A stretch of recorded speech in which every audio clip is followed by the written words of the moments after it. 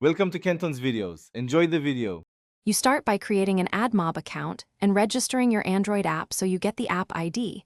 This links earnings to your account. Next, add the Google Mobile Ads SDK dependency in your app-level Gradle and sync. This gives you libraries and ProGuard rules. Once done, insert the metadata app ID into Android Manifest so the SDK initializes correctly at launch. Then, initialize mobile ads. Initialize context in your application or main activity to prepare the ad system before loading any ads. Now create specific ad units inside AdMob banner, interstitial, or rewarded, so each placement has its own ID and reporting. In code, add an ad view in your layout for banners and call load ad new ad request.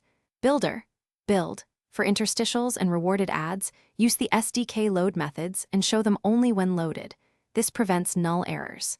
Make sure to set test device ID or use Google's sample ad unit ID while developing, because real impressions during testing can trigger policy problems.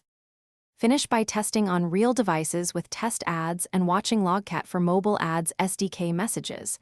That confirms requests are sent and responses received. Before publishing, make sure you implement user consent where required, declare ad-related permissions, and publish app ads. TXT if needed to improve fill. If ads don't appear, check the app ID and add unit ID in manifest and code, confirm internet permission, and switch to Google's test ad units to rule out account or fill issues. One key. Thanks for watching. Consider subscribing if we helped you.